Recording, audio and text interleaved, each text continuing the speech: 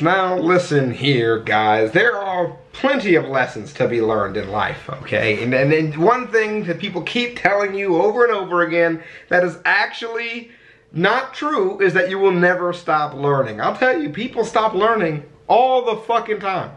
All the time people stop learning. That's how you get differences of opinion about things that are facts. Things that have been factually confirmed that people don't know. It's because you stop fucking learning something. Like Pluto's not a planet, motherfuckers. The whole debate was going on right when I was in school, but still. Yeah, my parents taught me quite a few things that were not true at all. And it's damn frustrating. Teach you that you had to unlearn. My mother is convinced all clothes are too tight unless they are falling off you. I looked like a ragamuffin for years until my rich sister-in-law pulled me aside and went, "Sweetie, I'm gonna take you shopping before you ever have to attend any job interviews looking like that." Oh lord. When I was 12, my mother bought me 2 new pairs of size 9 jeans because I was just going to keep getting bigger. I was a size 3. 20 years later, I've still never worn a 9/10. Cooking chicken. Until college, I thought that chicken was supposed to be dry. How many people y'all really have never had moist chicken before? Tell the fucking truth. I hated it. My buddy cooked me chicken parmesan and it was the best chicken I ever had. They taught me to never disagree with anything. Ho! Me and my mom had a coming to Jesus moment in the car one time where she kept telling me I was talking back when I was just trying to explain why I was doing things that I was doing. And we really came to know each other in that car ride home. When she said, "I need you to stop talking back," I said, "I don't understand how it's talking back to answer the question you have presented me." And she said, "Well, why did you do this?" And I told her why I did it. She said, "That's talking back." And I said, I am not talking back. I am upset. But you need to know why I did what I did. Even though a lot of them were violent things, they still were reasons. Pencil, a kid stabbed me with a pencil on the bus. So I punched that kid in the nose, and he got a bloody nose. But he stabbed me with a pencil. That seems like a pretty okay thing to do in that situation, if you ask me, and I'd be damned. Find out how to make it not so echoey in here. But yeah. In my household, there was no such thing as no or why. For real. Korean fan death. For those who don't know about this, Korean people believe that if you sleep with a fan on with all windows and door closed, you will die. Oh. Still can't convince my parents that this is a myth. Huh. I've also heard it's a way to kinda redeem suicide in a sense. Instead of the police saying he was found hanging from his ceiling fan, they say the fan cut off oxygen. Oh, that I'm not done makes sense. eating until the plate is clear. For real. For real. Now my grandmother was great because my grandmother said if there's still food on the thing, then we will wait to cook you more food till you finish that food, right? That's really good. But everyone else in my life was like, bro, you gotta just keep eating. No, you fucking don't. Jesus Christ. I remember dining with this very traditional Italian family. My plate was never empty because they kept giving me more without me saying anything. If that were the rule, I'd still be eating with that family 20 years later. Well, to be honest, if I go to your house, it's your rules. I'll eat as much as I need to not be rude in your household. Let's not get that confused, okay? I'm just saying in my house, is what I'm saying. But other people's houses, whatever you're cooking is what I'm eating. And I just like to be polite. So I'm not gonna be that guy that comes in and shakes everything up. Or to other people's homes, I'm very polite. I love eating in other people's houses. It's great. But just I'm saying in my house, that's definitely not the rule. The wrong rules to Monopoly. I feel like everyone has their own rules when it comes to Monopoly. I do not have to say sorry for everything. I used to say I'm sorry for everything. Reached for the same cookie? Sorry. We had different opinions and you're frustrated? Sorry.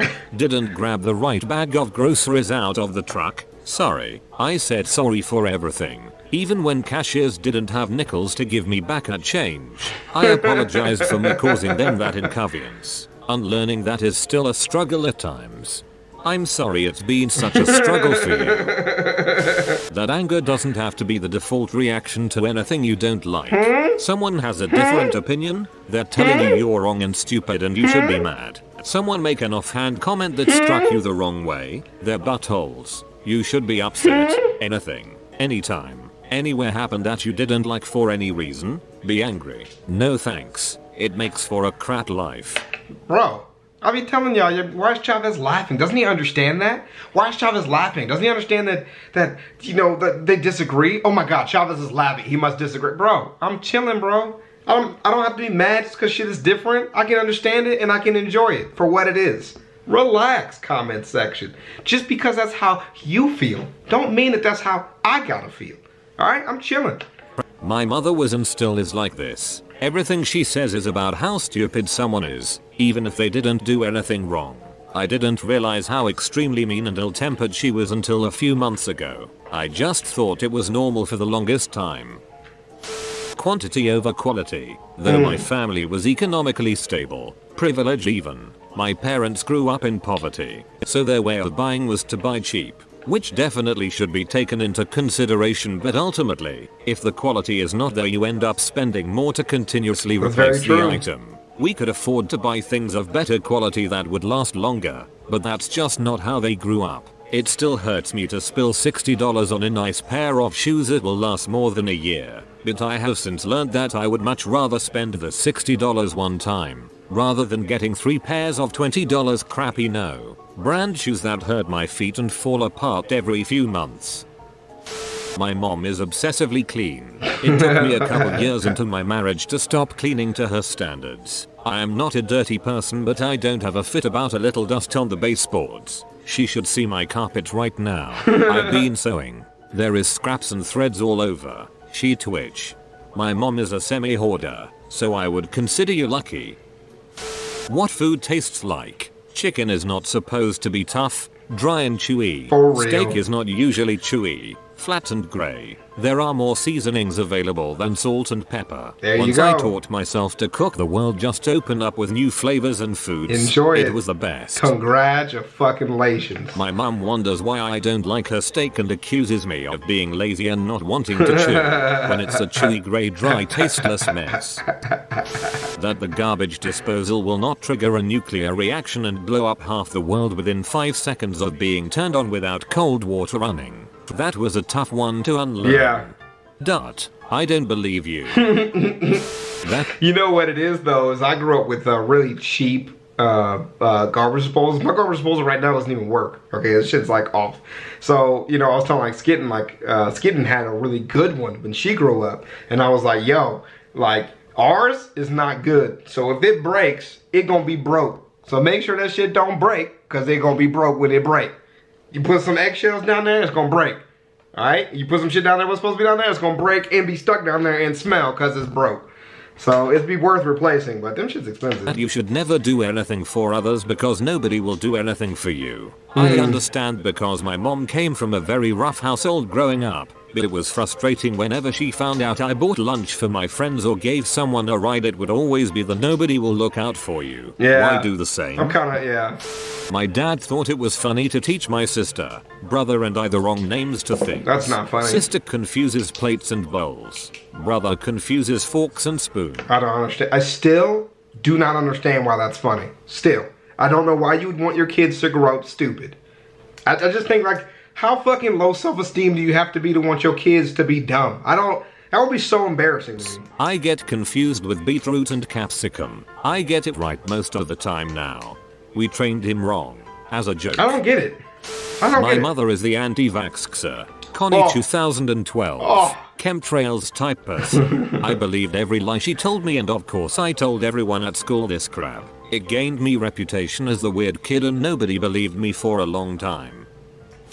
My mother told me I had another middle name one day, Aloysius. I hated it, of course, but eventually came to terms with the idea. It was years later that she realized I had been writing an extra middle name on literally everything that required my full name, and asked me why I was doing such an odd thing. She had forgotten what she had done. When I told her, she laughed at me for about an hour straight, tears rolling down her face, laughing so hard she peed herself. Yeah, thanks. She taught me capsicum seeds were poisonous. They aren't. She really believes this one though. Oh, okay. My grandfather thought it was hilarious to threaten me with renaming. He swore he would get my dad to change my name to Wolfgang Helmut IV if I misbehaved. I believed it wholeheartedly. Nobody in my family was ever named Wolfgang Helmut, and I am female. Oh, okay. That puts a lot of perspective on that last one.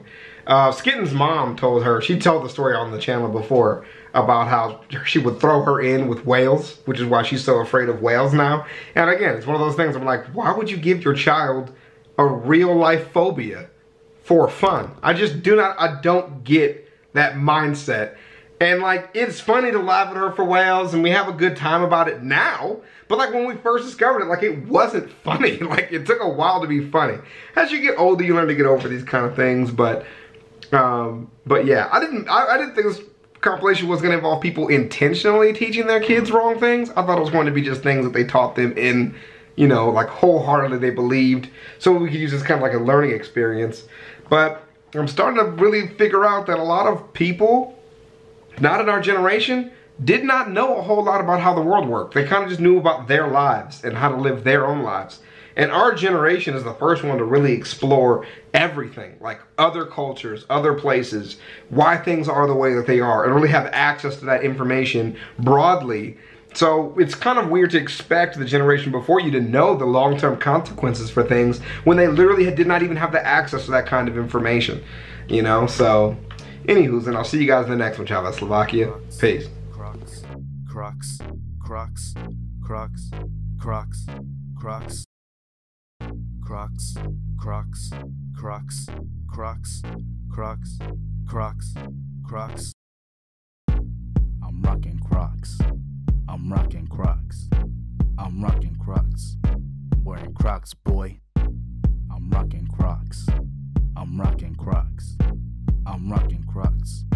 Wearing Crocs, boy. My Crocs are gold. My pops is old. My Crocs got soul. My Crocs are bold. I go to church wearing Crocs. I'm always turned wearing Crocs. My Crocs are great. Your Crocs are lame. With my Crocs, I can cross a lake. Crocs, Crocs, Crocs, Crocs, Crocs, Crocs, Crocs, Crocs, Crocs, Crocs, Crocs, Crocs, Crocs.